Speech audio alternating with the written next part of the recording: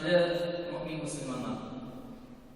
Rabbimiz Allah Qur'an-ı Kerimdə bizlərə əlbəttə indi yaşam qanunlarını, həmində mümin müsəlman kişisi neymi sıfatla layiq olurğa deyiş ikənliyi, xarab bilən xələlinin həmində bu turmuşda mümin həm mümin bulmağan kişinin ayırmasını göstərir. Yani Qur'an-ı Kerimdə Allah Teala'nın əmrləri toplanmadır. Anda qıssalar, ibrətlər bekliyor. Allah gibi güzel onun yüreği muhabbet olan tuttular. Onun yüreği tanışmak bile tuttular.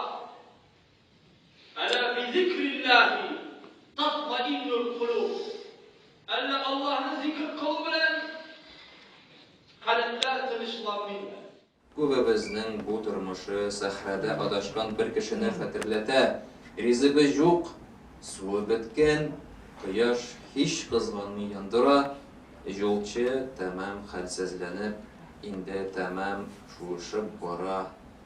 Аңа бер йотым судан башка һич нәрсә дә кирәкми. Очередное правило счастья человека в этом мире, помимо веры и благодеяний, это занятость каким-либо делом или полезной наукой. Человек должен иметь в жизни какое-то полезное занятие, в котором он находит покой, дело, которое ему нравится, которое ему облегчено, и его всегда хочется делать. Пророк, саллаллаху алейхи вассалям, говорил: действуйте, и каждому будет облегчено то, для чего он создан. Xariciler hem Allah'ın hazırki zaman devam etişleri turunda babasıyla bekleyeniydi.